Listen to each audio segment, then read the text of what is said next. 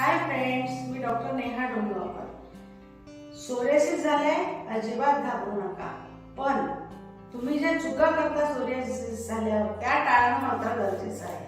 आता पेशंट कडून काय चुका होतात? आता मी 25 वर्षापासून बघते. पेशंट कडची पहिली सगळ्यात मोठी चूक आहे पेशंट विदाऊट पेशन्स. पेशन्सच नसतात पेशंटला. सोरियासिस झालाय, आज झालाय, लगेच 1 महिन्यात बरा झाला पाहिजे. पण हे लक्षात घ्या, सोरियासिस हा ऑटोइम्युन डिसीज आहे आणि जेव्हा कुणालाही हा आजार होतो त्याच्यामध्ये तुमची रोगप्रतिकार शक्ती तुमच्या शरीराच्या विरुद्ध काम करते आणि तुमच्या शरीरातल्या स्किनवर चेंजेस घडवून आणते. मग तुम्हाला असे पॅचेस येतात, तिथली स्किन खूप जाड होते, त्याला खाल्ल्यानंतर घा झाली की त्याच्यातून कोंडा निघतो. हा जो सोरियासिस आहे हा ऑटोइम्युन डिसीज आहे. आता ह्याच्यासाठी जेव्हा तुम्ही पहिले ॲलोपॅथीची ट्रीटमेंट 1-2 वर्ष कुठेतरी करता तर तेवढ्यापुरतं बरं होतं, परत येतं. आणि जेव्हा तुम्ही आयुर्वेदाकडे वळता तेव्हा आयुर्वेदाला वेळ देणं खूप गरजेचं आहे. आयुर्वेदाचा आजार दुरुस्त करण्याचं तंत्र आणि ॲलोपॅथीचं याच्यामध्ये जमीन आसमानचा फरक आहे.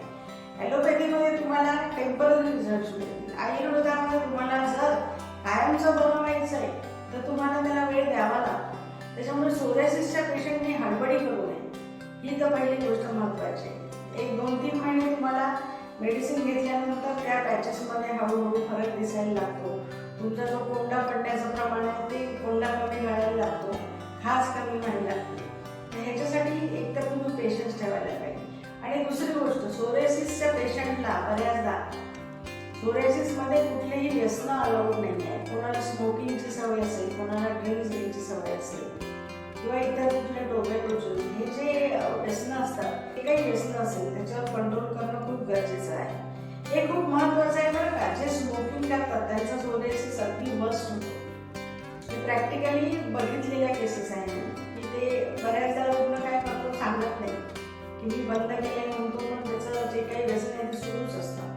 तर ते आम्हाला ट्रीटमेंट करताना लक्षात येतं. त्याचा इफेक्ट होतो की ट्रीटमेंट खूप स्लो होते, मग रिझल्ट यायला वेळ लागतात. म्हणून तुम्ही तुमच्या व्यसनांना पण सांभाळणं गरजेचं आहे. आणि सोरियासिसच्या लोकांना त्याची रुटीन लाईफस्टाईल सारखी चेंज करणं बऱ्याचदा सोरियासिसला वर्स्ट करतं. म्हणजे समजा बऱ्याचदाचे लोक शिफ्ट करतात ना, त्यांच्यामध्ये सोरियासिसचं कंट्रोलचं जे काही रेशो आहे तो जरा स्लो असतो. त्याचं कारण आहे की तुम्ही दुपारी 3 ते 9 ड्युटी केली, मग तुमच्या ड्युटीचा टाइम असेल नाईट शिफ्ट, मग तुमच्या जेवणाच्या वेळा परत चेंज झाल्या, मग परत डे शिफ्ट म्हणजे सकाळी 6 ते 3. अशा ज्यांच्या कंटिन्युअस शिफ्ट चेंज होतात, ज्यांच्या जेवणाचा टाइम नाही आहे, ज्यांच्या झोपण्याचा टाइम नाही आहे, त्यांना सोरियासिसचा खूप जास्त त्रास होतो. कारण तुमचा जो डायजेस्टिव्ह टाइम सारखा चेंज होतोय तर त्याचा परिणाम सोरियासिसमध्ये होतोच. सोरियासिसमध्ये जो शरीरात आम तयार होत असतो तो आम कमी करण्यासाठी आपण जेव्हा औषधं देतो आणि तुम्ही जर जेवणाच्या वेळेला रेग्युलर नाही ठेवल्या तर तो आम वाढतच जातो. मग ह्यावेळेस पेशंटला सोरियासिसमध्ये बऱ्याचदा त्रासदायक अनुभव येतो. म्हणून तुम्हाला तुमचे लाईफस्टाईल, तुमच्या जेवणाच्या वेळा, एक रुटीन व्यवस्थित ठेवणं खूप गरजेचं आहे. याची काळजी सोरियासिसच्या पेशंटनी घेतली आणि पेशंट्स ठेवले तर सोरियासिस दुरुस्त होतोच. तर तुम्ही हे लक्षात ठेवा. थँक्यू.